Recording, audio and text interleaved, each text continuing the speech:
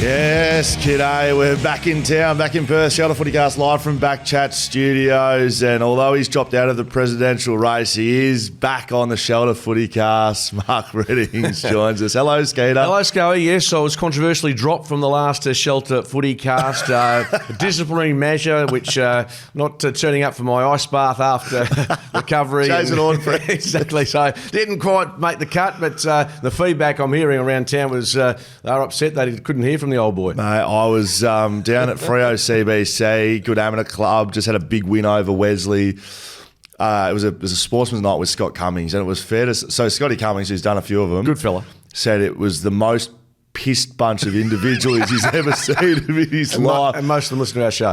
And there was a lot of fans of the Shelter FootyCast, so put all of that together. A lot of feedback coming my way. You know, how dare you...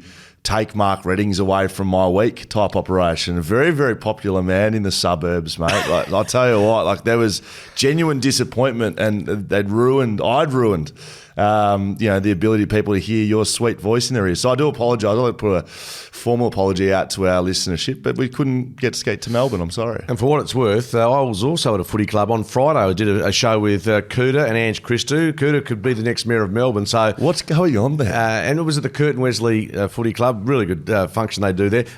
Kilda's just, he thought, well, there's a Greek former footballer in Perth who's decided to try and run the world, so he's going to try and do the same. There's only one difference between the two, of course. What's that? Kilda can't have an ego as big as Baz. Even Baz would acknowledge that. Well, I don't know. Kilda's goes pretty well, I reckon. Right. Okay. Well done. And shout out to all the lads who gave me plenty of feedback on the Saturday night. I hope those hangovers are going absolutely beautifully. Skeet, there's a fair bit to get through from a footy sense, but before we get there, Froth Down coming up this weekend. Make sure you got your tickets.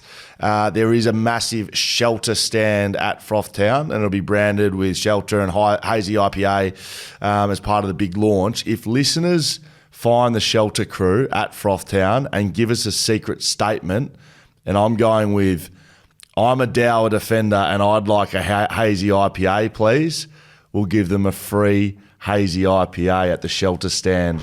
Wow. down at the Froth Town. I'm feigning sort of a bit of wow, this is secret statement. Look, it says here a midi. Shelter boys have written this. I'll upgrade it to a pint and they can sort it out. But yeah, just get them a fully, boys. I mean, if you go down there and you say, I'm a Dower defender and I'd like a Hazy IPA, find them there at Froth Town and you get yourself a pint of Hazy. Happy Perfect. with that, Skeeter? Sounds great. You'll be excited about this one. So there's a couple of things to get through here. You'll be excited about this one. You know those morning shows have got advertorials and you finally get to some sport? No, you'll be excited about this one. Skeeter, I hope you've got your calendar cleared. Friday, 8th of November. I'll be just getting back from the Melbourne Cup, so I'll be in decent shape. Just land, and then I want you to take the trip down to Busselton, down to Shelter, because San Cisco is playing down there. Do I know San Cisco? Do I know them? I've heard of them. We don't have any San Cisco songs over there. I actually think you would like them. They're actually quite a big deal. It's actually a big deal. I just don't think it's a big deal for you. No, not a lot is, to be honest, at this stage of my life.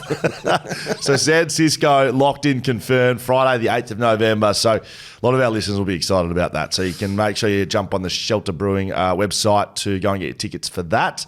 Final one for you, Skeeter, is the final.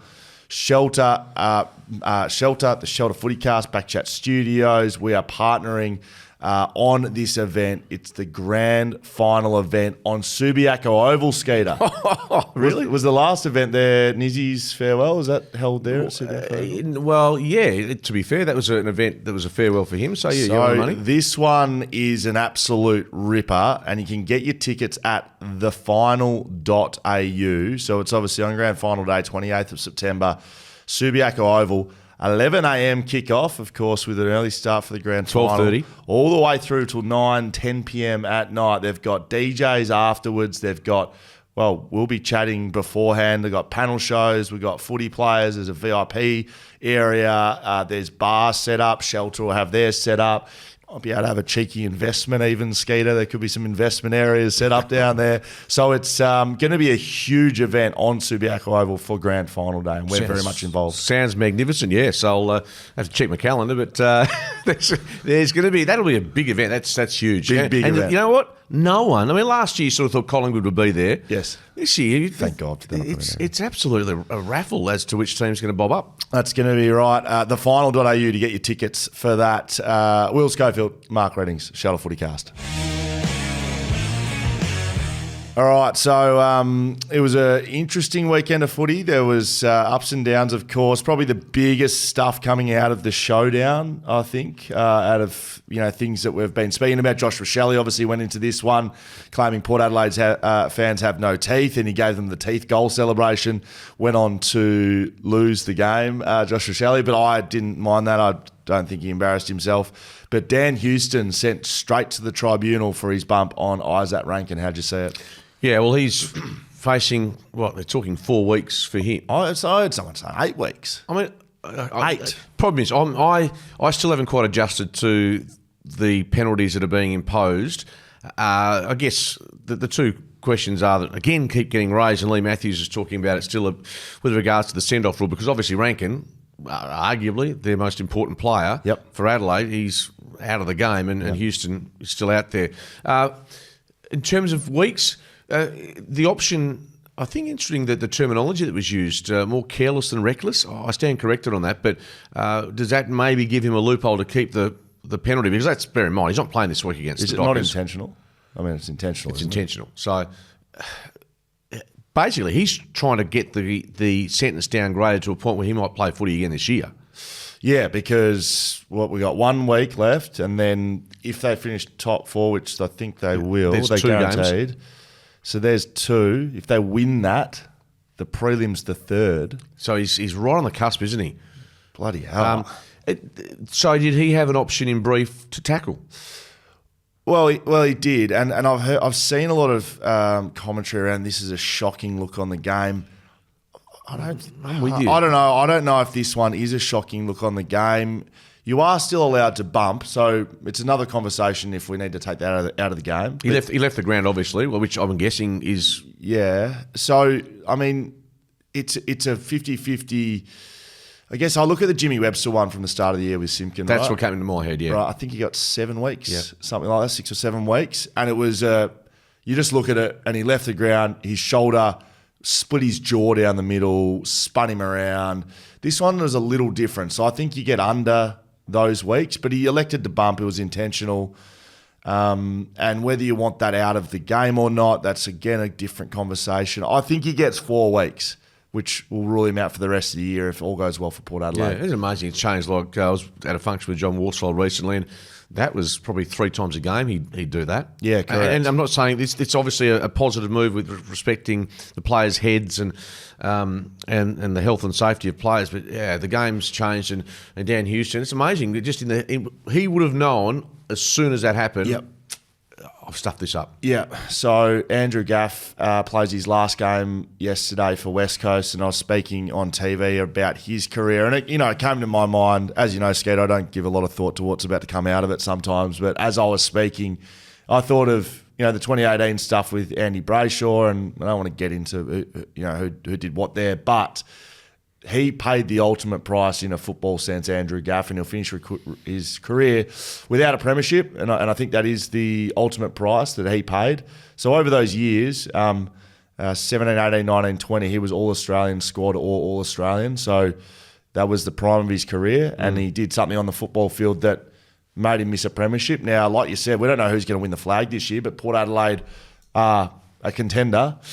So if Dan Houston goes on, gets 4 weeks, misses a flag on this, do we look back on it and think, well, that was fair? Like, do we look back on the Andrew Gaff one and think that was fair at the time? It was pretty close to fair, to be honest. A player got his jaw broken. Oh, you mean the sentence? Oh, yeah, the sentence. The Gaff I one. don't argue that. But you give the sentence before you know the outcome in terms of when Andrew Gaff gets 8 weeks, West Coast haven't won a flag, right? And so it's only after the fact that you go, it was 8 weeks to footy, but it's probably a lifetime of regret thinking about that moment. So that's what Dan Houston's got He's thinking about it right now, and as I say, going straight to the tribunal, he's getting time. It's just, I think, trying to minimise those weeks to keep him in the frame to play again. What do you make of all the Christian Petrarca chat and rumours? And I saw Tom Morris doubling down on it last night with Lee Matthews saying 100% factual correct that Christian Petrarca wants to leave and he wants to play for another club next year in 2025. He's got, I think, 5 years left on his contract. However, the difference between him saying he wants to be someone else for 2025 and actually asking for it, because you still have to get there, right? You can't go to the club and say, I want to move clubs, and then they go, oh, we're not doing it, and then it's a split and divide in the club. Well, then the player doesn't want to be there, and I guess it's along the same path in essence in terms of if you're under contract, which Tom Barras is, whether the deal can be done. But yeah, it's strange, Melbourne, because only the last 12 months they've spoken about how good the culture is, and I think this Petrarca incident Petrarca talk might have stemmed from what happened on the King's birthday match where he was, seriously injured, and maybe the aftercare from the club's perspective. I can't buy into that. But that keeps raising its head. I know, but if you're that, and I don't want to say, I've only met Christian a few times, but if something like that, where clearly mistakes have been made, but you'd like to think that your best interests were at heart and people just made mistakes. If that's going to make you turn around and go, I don't want to be here, I'd be very, very surprised if that's what it's to do with. It has to be the direction of the club, something to do with his teammates, culture issues. It can't be an incident, I don't think. No. And if it is, maybe, I don't know. But it's look, having not just Petrarca with the question mark against him, but Clayton Oliver and what he's been through off field and now what he's producing on field. Yeah, you'd love to be a fly on the wall to know exactly what is going on inside that footy club at the moment. Jack Viney. Talk of North Melbourne, want to have a dash at him. What's his dad do there? Is he the boss? GM of footy or something? Todd was. I think he's still there. So how would that go at the Sunday dinner? The roast. Yeah, Sunday dinner. How's footy going, son? Oh, yeah. How's your club going, Dad? And the last bit I want to talk about before we get into the breaking down the games and how they went, Skeeter, is where Freo sit right now and their finals chances. They've given up the ability to control their own destiny by how they've played in the last 4 weeks, in my opinion. Well, they have. You've summed it up. They've given up their own destiny by losing 3 matches by a combined total of 21 points. They now rely on, for instance, and not implausible, St Kilda to knock over Carlton, which isn't beyond the realms, given what St Kilda's doing. The Bulldogs to get beaten by the Giants. That's the one that they'll be watching. Oh, both games have the same effect. If one is lost. But if you had to name one, and then Hawthorn play North Melbourne, I think they'll... It's in Tassie, and Hawthorn are a bit banged up, but yeah, they need one of those results to go their way. Yes. And look, I think the market says at the moment it's more likely St Kilda than the Bulldogs. GWS. Yeah, GWS is sort of outsiders in that game. So, yeah, but you're right. You can't look back and say we were hard done by when you don't get it done. And they weren't, we'll talk about it soon, but they weren't terrible at all at the weekend. But again, they find a way to lose close games. Yeah, that's the pattern, isn't it? The pattern is in the big moments they haven't stood up, and that's the signs of a young team, which they are. They're one of the youngest. So is Hawthorn. Yes, you're dead right. They probably, well, I suppose they have had the moments. They had one against Freo, didn't they? They had big moments against Freo, and James Sicily plonks himself forward and does that. If you think about this year, in too many games, that has been who wants to stand up? Oh no, something happened. You think, the Jordan Clark stuff with the umpire. You think Bailey Banfield on the weekend with the 50. You think James Sicily. You probably think like negatively with Logan McDonald not kicking the goal. They kind of get that. They probably lose that more times than not. Yep. There's a lot of moments that they haven't been the ones to stand up. I mean, the one time they did, and look, there was a couple of umpiring decisions in their favour, was at Optus Stadium against Collingwood, where they were lucky, I think, to get a draw. So you're right. It's not an insignificant element of their game, but they need to tidy up being able to get those moments, those last quarters right, because that's what's costing them a place in the finals as it stands. Because even if they win half of those games, they're sitting probably in third position. I won't put this into where when we break down the game, Skeeter, but as you know, I was banging on a little bit about feedback I'd caught from West Coast fans over the last couple of weeks for, I think, calling how I see it, which I'll continue to do. If that's okay with everybody else, I'll just continue calling it exactly as I see it. And I do. I see you sort of standing downstairs yesterday at the footy and talking to the West Coast Eagles officials, and that's okay. Ingratiating yourself. That's and then okay. You go and smash them on the shoulder FootyCast. Yeah, that's okay. I'll just say exactly what I think. So if they've got an issue with that, I probably won't be there next year. This is from Dave. Came in about 20 minutes to go in the game. I actually saw this while I was calling Fox Footy. Dave, who's a big fan of the Shelter FootyCast, to Will a few weeks ago, I was critical of your views of West Coast, but after the embarrassing performance against the Blues on Sunday, I take it back. What a disgraceful performance, and obviously got ahead of themselves and shat the bed. It's all too familiar. No one in the club has any care for the jumper anymore. So in short, sorry for having a dig at you when you're actually just telling it how it is. The whole coaching department needs to go, but no one wants to coach them. So what do you do? Cheers from Dave.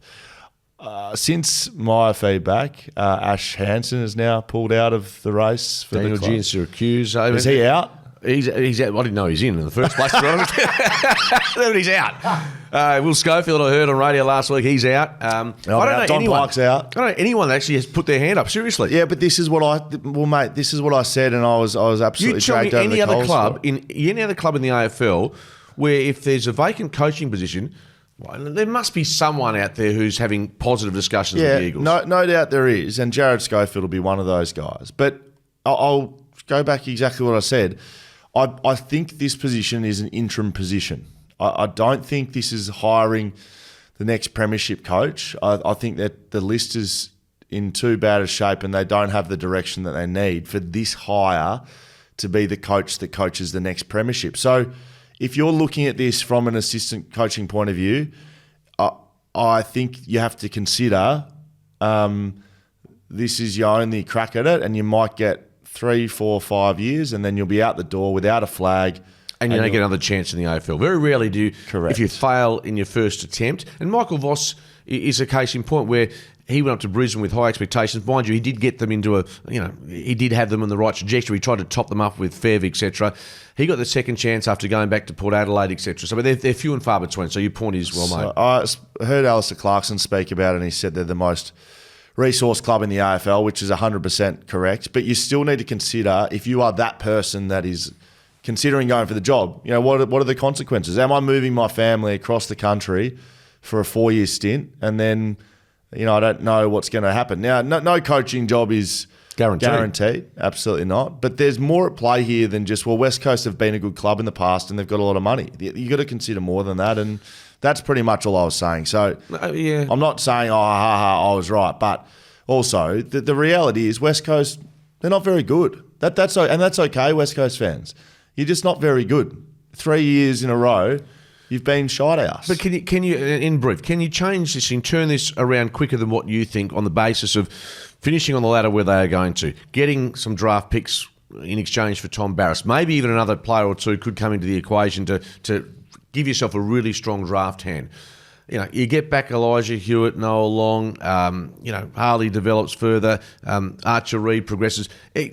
I'm not trying to paint this as being they're flying by any means, but there's potential. There has to be some light at the end of the tunnel. That's why the draft is in place. That's why clubs like North Melbourne, even though they were pumped at the weekend, you can see that they've got some young players emerging. Hopefully that's the same for the West Coast Eagles. That's why I was surprised in brief Jamie Graham didn't even go through the process. And you don't have to necessarily say, look, halfway through, look, this isn't for me. I'm not confident in what's happening. I was surprised at that. And he sees success at Freo. He sees the next 4 years they're going to be challenging. They're going to be the side that I think is going to really jump up over the next 3 to 4 years, and he's going to be involved in that. And he's going to be even more in demand than he already is. So, yeah, maybe. And that's what, to Jamie Graham's credit, if that's his philosophy. That takes a lot of discipline, because very often in this circumstance, you're going to see a coach who's been in the system. Jamie's been in the system for a while now, to say, I'm ready. Yep. And he may well be, but he probably might be thinking like you are, that there's better times at Freo and maybe a better option down the track for him. I did enjoy how strong Jared Schofield was in his press conference. Yes. We haven't seen that enough at West Coast press conferences over the last few years. And he basically said, I've given players roles, they didn't play them. And if I don't get those roles played by players, I'll be finding other players. And I think this week, including, he said this week we'll see some faces in there that have been playing the waffle well. I'm not sure how well that is, but whether we see, for instance, as I say, an Archer Reid given a look, whether Clay Hall comes back and has some more footy. But I'll tell you what, I do feel sorry for if there's a debutant down in Geelong this week having to go down there and get absolutely spifflicated if that's the case. Will Schofield, Mark Redding, shout out FootyCast. Spifflicated. GWS defeat Freo by 9 points at Giants NG Stadium. 7 straight for the Giants now. And I can't remember if I've said it on this program, but I'm sure I said it on 6PR. The 7 in a row is since Dave Matthews, the CEO, put my late brother's RM Williams on. Now, this is proven and factual. We announced it on the BackChat podcast with Jack Buckley. We made a bit of song and dance about it because I thought, if it goes around and they start going well, this is a pretty good story. Mate, they have not lost since the CEO's been wearing those boots, so I bloody like it. And they get it done over the Freo Dockers, who, like we said off the top, and Riley, our run sheet man. I love you, mate, but he's quoted me again. Freo will finish top 2. Will Schofield 2 weeks ago. Is that what you said? Yeah, apparently. No, but last week you said they were cooked. So, you're as fickle as some of my swinging in the wind, mate. Yeah, absolutely. So 7 straight for the Giants.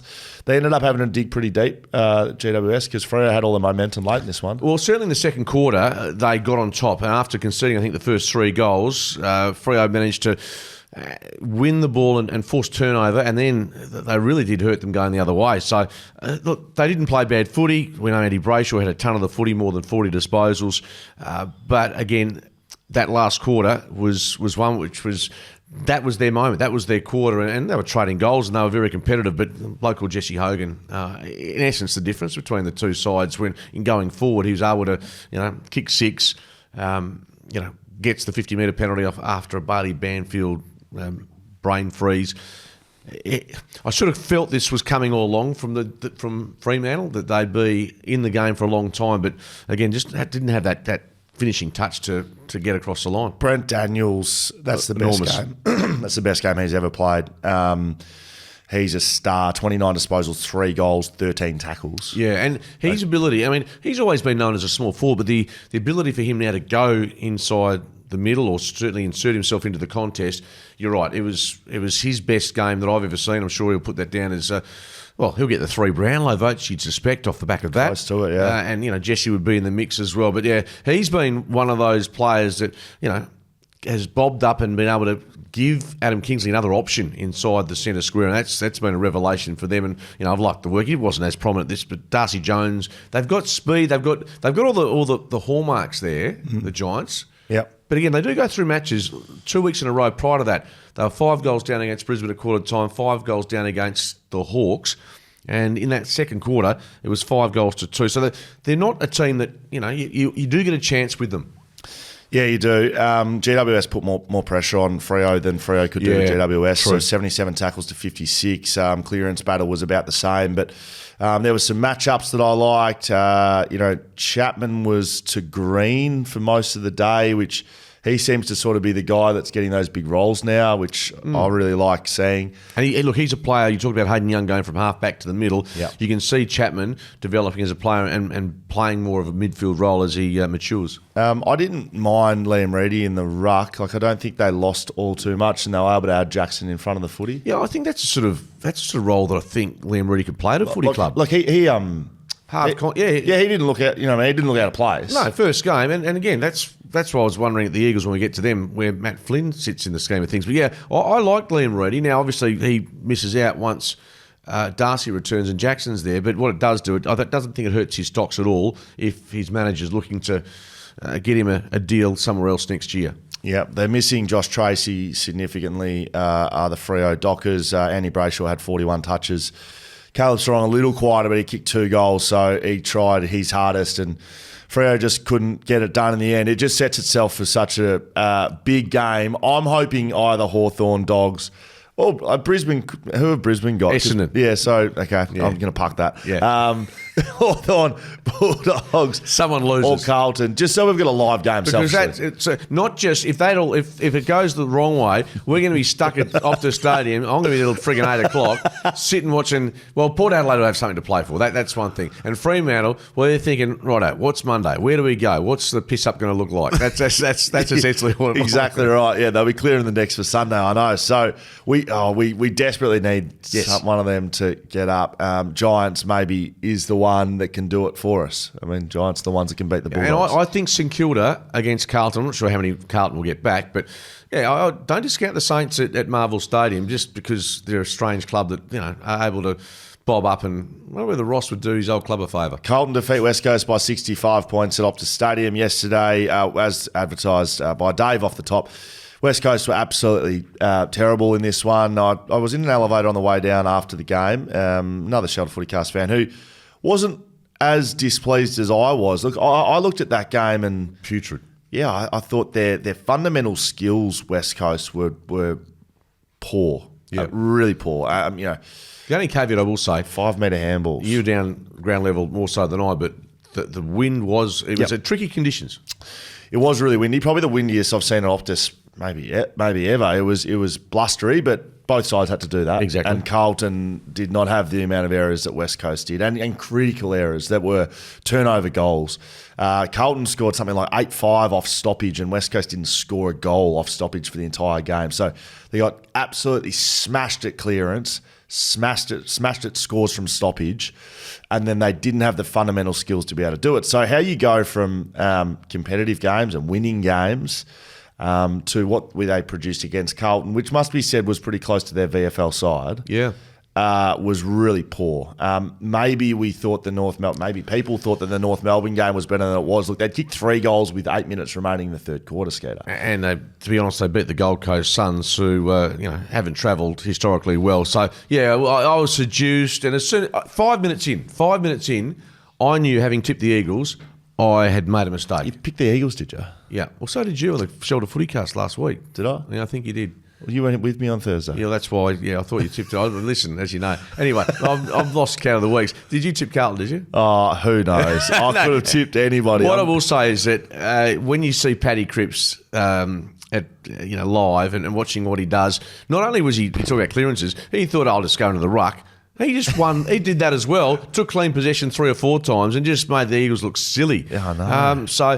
That was a good game by Paddy Cripps. He was terrific. I loved one of the great moments was Moya, the debutant, kicking the goal of the round easily and maybe a goal of the year contender. Yes. And that's what I think Michael Voss was hoping for, to see what this list could do under duress. And Kemp, I thought, gave them, even forward with no Kerno, Mackay, he gave them plenty up forward. So look, the Eagles were horrendous, but Carlton did what they had to do to keep their season alive. So absolutely full credit to them, and they deserve the victory. Jay McGovern, it always looks like he's got an injury here or there, but he again, outside of him, Elliot Yeo, Jaden Hunt, Harley Reid was pretty good. Harley Reid was he kicked 3 lines. If they're 3 goals, he had 26 and 3. Yeah. No, we know what he can do, but yeah, there's too many holes in that side at the moment. Andrew Gaff, I'll accept both of these actually getting chaired off. Andrew Gaff and Jamie Cripps, I'll give that to them, if that's all right with you, Skate. Hang on, if it's all right with me. You're the one who gets arky about it. I couldn't give a rat's. I think it's great that we show a bit of emotion and care in a footy club. Yeah, very good. And it was good by Carlton coming over. I'll give that to them in Andrew Gaff's last game. Yes. Cooper probably could have hurried it up and just got off a little bit quicker. I mean, it's 250, it's not 300. But anyway, that's just a little one. But Andrew Gaff plays his 280th, his last game, spoke to him in the rooms. Afterwards, he was pretty emotional, had his friends and family down there. So when the game goes that way, you think, yeah, well, that was good that he played, because it wouldn't have mattered, so you may as well give him the send off. Well, Glenn Jakovic is saying at halftime you've got to sub him off. I'm saying, I saw Jacko banging on about that. What's the point of that? He had 25, it wasn't that bad. I know, and he thought, I said, look, they're gone here. They're completely cooked. He said, no, they can get back in the game. Well, and as you should, if you're trying to get your team up and running, try and make some changes. He thought taking Gaff off was the right move, and Lee Spiro and I disagreed. I think what I don't love, Skeeter, is that Ryan Marrick didn't play. Yeah, true. I just think There's a few guys there that why couldn't he have played instead of, he could have still played and sacrificed another senior player, maybe. Yeah, but who are you gonna drop? Like that's the thing. So Gaff played in his position on the wing. Yes. So, yep, okay, send him off, and well done, Andrew Gaff, on a great career. But they need to get Ryan Marrick back in the side this week. What is Ryan Marrick? I think he's a wing. I think he could be a winger. A wingman? Yeah, really? I think he could be a winger. Wow. It's just the height. Yeah, I think he's a tall winger. That's his best position. Not sure. Yeah, like again. I'm not sure he's a forward. I'm not sure.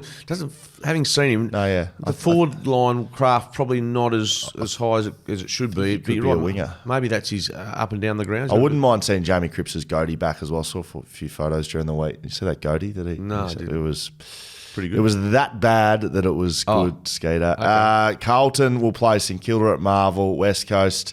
Don't know what they're doing. Who are they playing? They're playing the Geelong Cats at GMHBA Stadium. Boy. I said they could get split. Why do West Coast get that game? That is a genuine question. The last game at Geelong, that would have happened 6 times in the last 15 years, which is a lot. Playing in Geelong? For the last game of the year. Yeah. Why do they get that round? I don't know, but it's nice. Put it this way, Geelong, as it stands, with a percentage of 107.72, and if the Giants or Port Adelaide slip up and they win, they've got to make up 4 percentage points on the Giants and 7 on Port Adelaide, not beyond the realms, given the numbers that could be dished up this weekend. Will Schofield, Mark Reddings, Shelter Footycast. All right, let's whip through these ones. Skeeter, Sydney, Essendon, Friday night. Essendon, 39 points is probably putting that one mildly. They were disappointing, poor, no good. Dyson Heppel didn't get to play like Andrew Gaff did. Brad Scott was strong on it, and speaking about if other players are going to play in front of him. But there was a lot of criticism coming for Essendon, given the way they played, that Dyson Heppel wasn't in that side. Yeah, well, potentially he could play this week against Essendon. I say this with all due respect. It's at the Gabba against Brisbane. Yeah, no, but they could. It's not a farewell game, really. Yeah, probably. Yeah, you may be right. But the reason that he didn't play, Essendon would, they win that game. Finals, they're playing for finals. Right. They were at the weekend. So I think there's a little bit of a difference, whereas the Eagles, we knew where they were at. So, I saw his speech. Yeah. You agree or disagree? Well, you roll out the players they roll out and they play like they did. And it's why are we not playing this? Yeah, but the first half wasn't bad. And I watched part of it. And then after that, it was, 12 goals to 4. And to be fair, the Horse, once again, they lost another first quarter, but he was actually happy with what happened in the first half, the way they were able to grind it out in seven goals in the first half. So they did what they had to do. We got to see Earl Goulden get back to some of his better footy.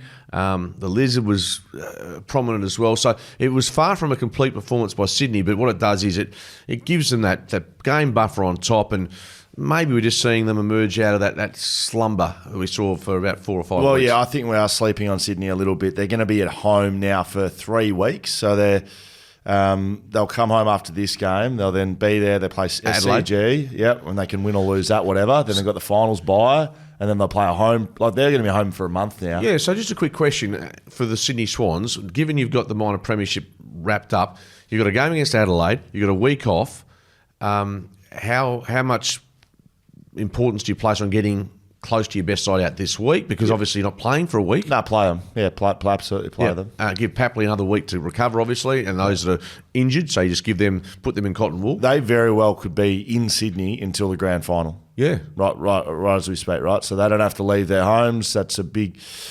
factor for a travelling side. So they'll be happy to get home and do that. So I think I know everyone wants to speak about how Hawthorn and GWS have been playing in Geelong at times. They're the premiership favourites this morning. Absolutely, they should be. Have to be. And they should probably easily be, to be honest. I know they've been in poor form, but they've been the best side all year. Well, they get the best run of the race in terms of horse race. They get the beautiful gun run, and now it's a case of them making it work. Essendon, you can just put another season in the bin. Thanks, Essendon. Melbourne defeat Gold Coast by 54. Didn't see this coming. What's going on here? Didn't see this coming. What is actually happening? Gold Coast in the bin. Just get in the bin. Doesn't matter if you get Hardwick up there. They knock over the Bombers by a point. They go back 27 degrees up on the Gold Coast where you got the sunscreen out, and then they dish up that. Disco Turner kicks 4 goals. He's just having Disco Turner. He's known the disco boy. And they kick 18 goals. Melbourne haven't been able to kick a score since they won the flag. Oh, bring back Ron Barassi, bring back Jock McHale. Like, you could get anyone at Gold Coast coaching and doing whatever, and they'll still be shot. You and I could go up 1-2. We'd get on the gas and still get the same results. Mate, we'd have a lot of fun, though. Gold Coast, that would be confirmed. I mean, oh, mate, the Gold Coast, I don't know what they need to do to be any good. Like, I don't know if it's players. They're linked to Daniel Rioli at the moment. Yeah. Can I say this, not in their defence, but they've won 10 games for the year, which would normally put you sort of not fifth last on the table. They've been poor away from home. I'm trying to make a case for the fact that there's... Stop it. Is it Lukosius who's looking at possibly moving on? But he's been that guy forever. Yeah. It's not like they've just lost a gun top ranger. Like, he's just been laconic. I can't say laconic. Someone gave me the feedback. That doesn't mean it. Doesn't mean when I've You been think saying laconic means lazy? Yeah, but it's something to do with writing or something. No, look, yeah, but I understand it's not. Laconic sometimes is misused, a bit like having a deleterious effect. If you know what that means. Excuse me. Having a deleterious effect on your performance. It means a negative effect. Is that right? Yeah. How do you know that? Because I actually went to grade 12 at school. Now, I didn't go to uni because I didn't get enough from my TE, but I went to grade 12. Did you? The questions I was getting asked at Fremantle CBC: does Skeeter actually smoke cigarettes? Does Skeeter actually love having a JD? Some people think that you're a simulation. Some people think that maybe AI. And what is AI? Some people think that you're making it up. That you just, like having a bit of... Well, no, I'm not a data per se, but on the odd way, oh, sorry, Mr. Vape Man. Like, I occasionally have one. Mr. Vape Man. I've seen you with a vape. Have you? Well, I think I have, yeah. I have definitely seen you. Is that right? Where? Tell me. It's all right. It's not a secret. I'm not keeping secrets. No, I can't remember because I might have been under the influence myself with Dan having a dart. Not many. It's not good for you. Don't do it, kids. Collingwood defeat Brisbane by... Well, we're moving on from Melbourne Gold Coast. Right, see you later. Collingwood defeat Brisbane by 1 at the MCG. I called this one. You would have enjoyed this. I did because you and Mark formed by yourselves. And I left early to go because I had to go and call Waffle. So that's why it was 1-on-1. And I was so over it. I couldn't have given a shit. You're going footy though. Exactly. So I wanted, Melbourne Gold Coast 50-foot. Just one I could just be monotone like this. But I had to show some bloody emotion. It was a bloody good game. Lions... Gee, I don't know if they could have done much more to win this. 17 points up, I think, with 7 to play. Yeah, and it was one of these games where you're just watching and you're thinking Collingwood are going to find a way to give themselves a chance to win. We didn't know exactly how they were going to do it. We didn't know they were definitely going to win, but it was just sort of like that. Nick Dacos. What a goal. Well, Nick Dacos had 2 touches in the first quarter, and I said... I look back at it and think, why did I say that? Nick Dacos needs to lift. He's checked out. He went on to have 14 touches, 5 clearances, 2 goals in the second quarter. Like, went off his nut in the second quarter and probably is the difference in the end. It was a ripper. I don't know if you saw much of it, but... No, I saw none of it, to be honest with you. But I was up doing the waffle at Joondalup where it was underwater for most of the day. So, but again, Brisbane's inability... I know they got beaten by a kick here and a kick in the grand final. Inability to win that type of game. Yeah. They've gone from 2 weeks ago... Premiership favourites. Technically, they top could miss 2. Technically. Technically, unlikely given they've got Essendon coming up. But technically, they could also finish as high as, fourth, I suppose, which gives them a shot at the double chance again. But, yeah, really poor from them. Lockie Schultz kicked a couple important goals. But, yeah, Collingwood, well, their numbers suggest they're going to kick 200 points against Melbourne, nothing next week. They're not going to... be top 4. They can't. Geelong play West Coast in Geelong. They're the only side they can jump. Yeah, that is true. That is so true. They're not playing. They've cost themselves top 4 with that loss. That's what they've done. They're 6 points behind third place, which is GWS, so they can't jump them. Yep. And they're 2 points behind Geelong, who aren't losing to West Coast. Yeah, so you're right. So they're finishing 5th, which is that's a fall from grace. Shit of the bed if you've ever seen one, because it means that they can't get the Gabba double chance. Every game's going to be essentially cutthroat. Yeah. So, yeah, that's disappointing for Brisbane, but that's what you get. And Collingwood, who were alive yesterday, hoping on a West Coast win, I think.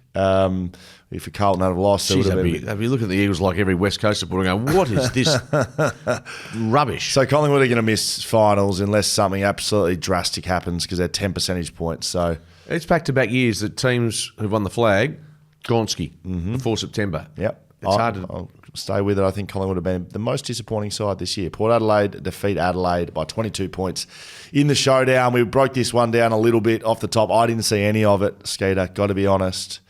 So great job, Port Adelaide. Yeah, no, it makes it both of us because I was at the rugby on the...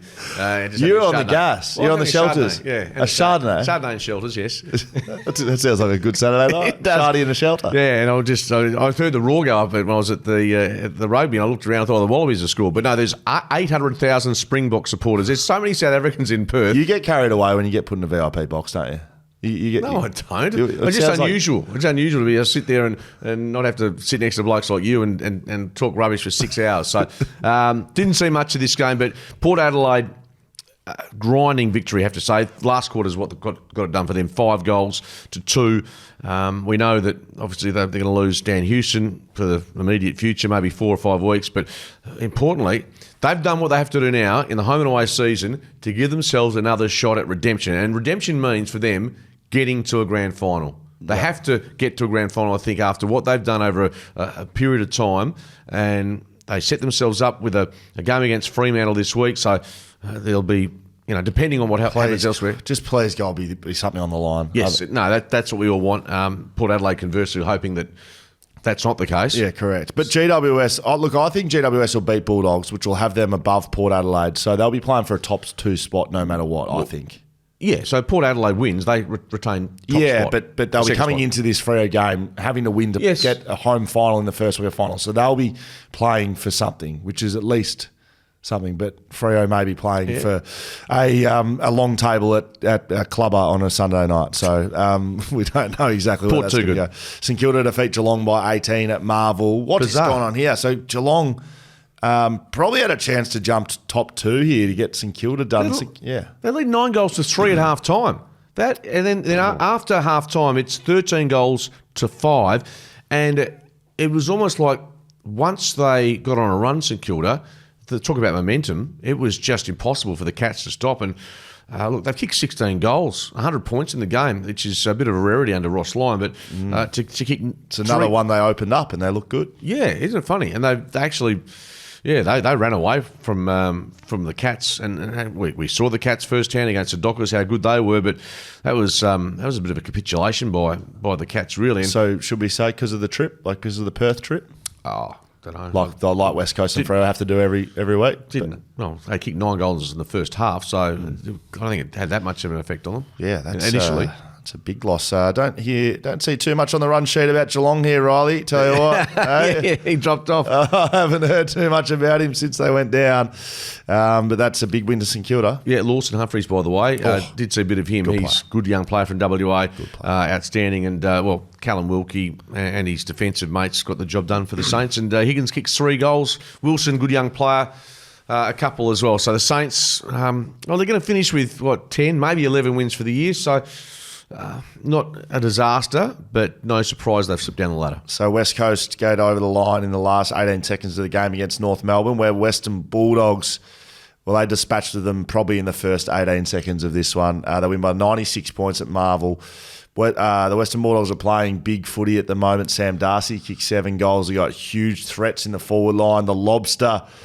played in the ruck, so he's become the utility. Yeah, saw a picture of him on Facebook with his girlfriend and is that right? Steve Rossich and his wife just in the rooms. They've got the Bulldogs scarf on, and when the astronaut went off the ground, he was just a bit sore. But Ugle Hagen taking some clunks, and defensively has always been a concern for North Melbourne. They need to get someone to shore that up. They've had 38 scoring shots, the Dogs, and they've won by almost 100. They've got to win to ensure they play finals still, though, Skater, because if they lose against GWS, Fremantle will have the opportunity to knock them out of finals. And you think what we've seen from the Dogs, their best is probably as good as anyone. Yep, correct. So they'll want to be rocking up and playing well against GWS in Ballarat next week. How is there a game in Ballarat in the last game of the season? That does not make sense. Seriously.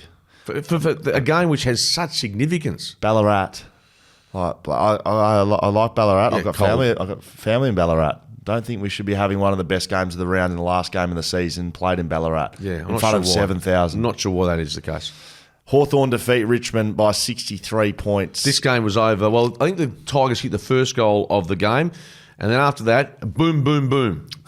Boom, yeah, that's What's right. boom, boom, boom? Well, it's been bang, bang, bang, all the way through. Just kicked 9 goals. And I think they kicked 6 goals in 7 playing minutes. Yeah. So they led by 50 at quarter time. Will Day is a big injury in this one. So he's done his shoulder. I don't know how bad. Broken collarbone, I think it is. Is that right? Yeah, I think he's on a hospital. That's what I saw.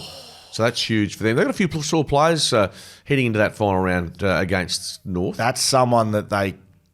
Not that they couldn't afford to lose him, but he's one of their best and has been one of the reasons why they've been playing such good footy. So that's a huge injury to them. That's season over, isn't it? Well, if it's a broken collarbone, it has to be, doesn't it? No? 6 weeks, 4 to 6 weeks. It's with a plate, depending how bad the break is, if it's all the way through, if it's, you need to know a bit more details, but it may not be season over. So, yeah, it depends how deep Hawthorn go, right? Yeah, not much room for error for him. 1 week into this one, another into finals bye, another into first round of finals, another into second round of finals, maybe prelim final, but that'll have to be a big job. He'll get that plated up, but very good job to the horse. Will Schofield, Mark Reddings, Shuttle FootyCast. Skeeter, Frothtown this weekend, August 23, 24, froth.town for tickets. What did Mark Reddings froth on this weekend? We touched on what this young man can do at the Bulldogs, and Sam Darcy kicking 7. I just love the way he's got these telescopic arms, and I wish he'd kicked 8. I'll tell you about that another time, but he kicked 7 goals, and that was just a brilliant performance from him. Why did you wish he kicked 8? Because, do you want to know the real reason? Yep. Because I had over 180.5 points in the game between North Melbourne and the Bulldogs. You have a look at the number they finished on. He had a mark about 45 metres out. The siren goes, I need a point or a goal. A point will do me to get to 181 points. What does he do? Doesn't score. Doesn't score. That's fine. It's not on him, though, is it? That's on you. Oh, it's definitely on him. He should have kicked the guy. But it just shows you the punting gods sometimes aren't kind. Frothtown. But I'm still frothing over Sam Darcy. Yeah, correct. Thank you, Skeeter. What did I froth on the weekend? I bloody know what it was. I frothed on Lockie Schultz's last quarter goal. MCG. Big game of footy. Yes, I know their finals might not be all the way there, but he bounces back, tackles, runs along the boundary, check sides it through the goal, and the look on his face, to me, that's why Lockie Schultz went to Collingwood. For moments like that, I know he hasn't had the season he probably would have liked in his first year at Collingwood, but it brought a smile to my face seeing him do that in a big moment, and off the back of it, he's had a lot of credit from it. Absolutely. And what it did also, that win doesn't help Fremantle's draft hand at the moment. Certainly doesn't enhance their prospects of just having a better pick at the draft. Very good. That's what I frothed on. Make sure you get your tickets, froth.town. Skeeter, let's get into the questions for a couple of minutes here to finish off. There's a few from YouTube. JL Flop, what did Joe Biden get lost or something? Not the same without him. Please bring him back. So that's a bit of nice feedback on the back of a clip. I'm not really... Joe Biden, I'm not sure that should be sticking. I mean, anyway, I'll play on. Ham and cheese, we need Skeeter back to put Will back in his place. Yeah, well, you talking by yourself. It's got knobs on it. Dr. Shoot, always look forward to your show, but next time, Scully, take Skeet with you or even screening on FaceTime. Ship without a rudder you are. Yeah, because I could have then taken you to the races on the Saturday. I mean, we would have had a lot of fun in Melbourne. And Trent Davidson to finish me off. Skeeter's the only good thing about this show. I mean, fucking hell. Perfect. The old and the beautiful. All right, great. I'm going to take my laptop and my phone. I'm going to leave and let's see Skeeter finish the show off. No idea. Very good. Thanks for the feedback, everybody. Love you listening and watching along on YouTube. Go fuck yourself. Now, Instagram. G'day, lads. Wilma here. Just wanting to know about the All-Australian team. Obviously, it's filled with all the best players in their opinion, in the AFL. But are all these players that good that the team wouldn't work out. Like a good AFL team has a handful of superstars and the rest are really good role players. Maybe what I'm asking is, if they made their All-Australian team as usual, then they picked a second team with a handful of superstars and the best role players in the league, who would win? Cheers from Wilma. Thank you, Wilma. That's a good question. It is a good question. I'll just reply in this succinct manner.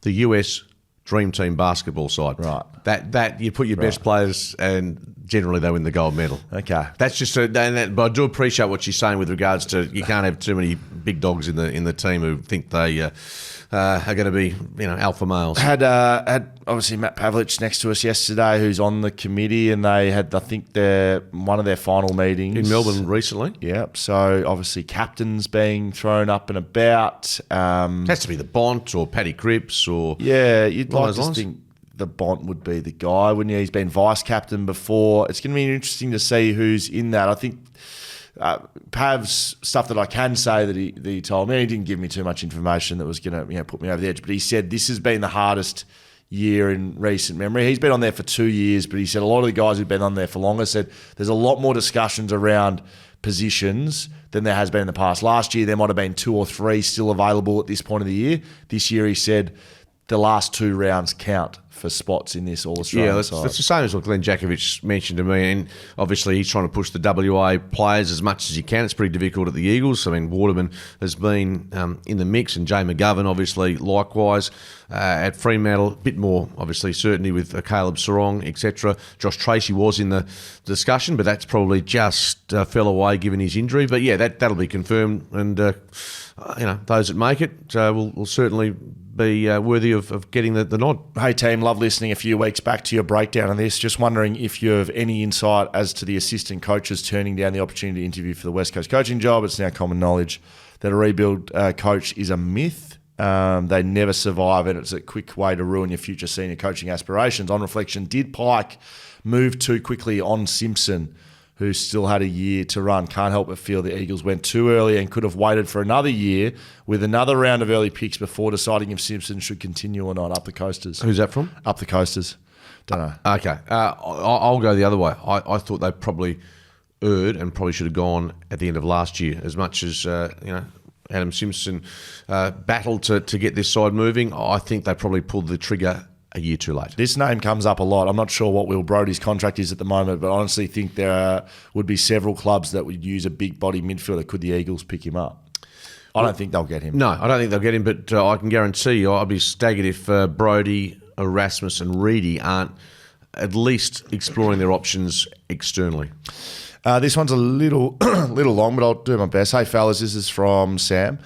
I know you've both said recently that JL shouldn't be sacked, and I agree, but how much responsibility should he take over the last few weeks? He played an unfit Cox on Hogan, letting him 10 scoring shots when Draper has been regularly playing on the best forwards. He also subbed out a pretty decent Fife when a couple of others were begging to be benched. Then last week, he knows that Darcy was a test, but doesn't have Reedy in the emergencies because he didn't think it would be a nice debut to come in as emergency, ultimately bringing in Taberner, who not only messed up our forward structure but also got subbed off.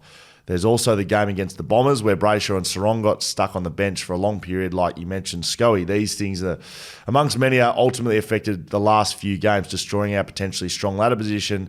And as the coach, surely JL bears the responsibility. Yeah, he has to bear some of the responsibility for the results, absolutely. That's what the head coach is there for. Yeah, some of those ones, look, I thought that the one we talked about, Sarong and Brayshaw being off the ground for periods against Essendon, that's the game to me that really stings because, let's be honest, Geelong, top 4 side, the Giants, top 4 side, beaten by quality, even though you had your chances. But the Essendon one really sticks with me. Some of those, the subbing of Fife, maybe he's looking for more run from someone late in that second half. Was it against Geelong that happened? Yeah. So you can look back on those moments equally and be frustrated, and rightfully so if you're a Fremantle fan. Doesn't get discussed if they win. No, you're right. Yeah, look, I say this with all of it. There's a joint responsibility here. It's on the coaches and stuff like having their best midfielders on the bench. That's not a Longmuir thing. That's who's controlling the bench. So it's pretty much rotations. But that is a coaching error. Maybe just not those. There is one other question in this email that I cut off. Do you guys think that Longmuir is capable of getting us that flag? So I think he is. I think your list is too young. I think that in the big moments they haven't been able to stand up, and you can't do that until you've seen them and you go, oh, that's what I should have done. Oh, and then the next time. So until you see that first time, you need the next time. Collingwood, probably a good example. They for 2 years were starting to win those close games until they put the year that they did last year together, where they continued to win them, but they found ways continuously to win them. But they were doing that for like 2 years. They, it just kept sort of building and building and building. So you need to do that if you're Freo too. I like their list. I think it'll be good. It'll be better with the draft hand they've got, whether they can bring in some talent, whether it's a Warner, whether it's a Bolton, whether it's a Baker, whoever it is. I think there's a really good upside for Freo. Frustrating as it is, it burns the players, I'm sure the supporters as well, to see them probably miss the 8 if that's the case. But, yeah, I think you just look back at those close matches and having the ability, someone or players to stand up, that's what's been missing this year. And, yeah, that's how tight the competition is. BackChatStudios.com.au. That's where you find all of our work, Skeeter. You can also find it at shelterfootycast.com.au. That's our new website. Footycast at BackChatStudios.com.au is our email. What? Is that it? We done? Yep. Thursday, back in business. Our last home and away preview for the year. That's right. Anything else I should say? Don't think so. Okay, see ya. Bye.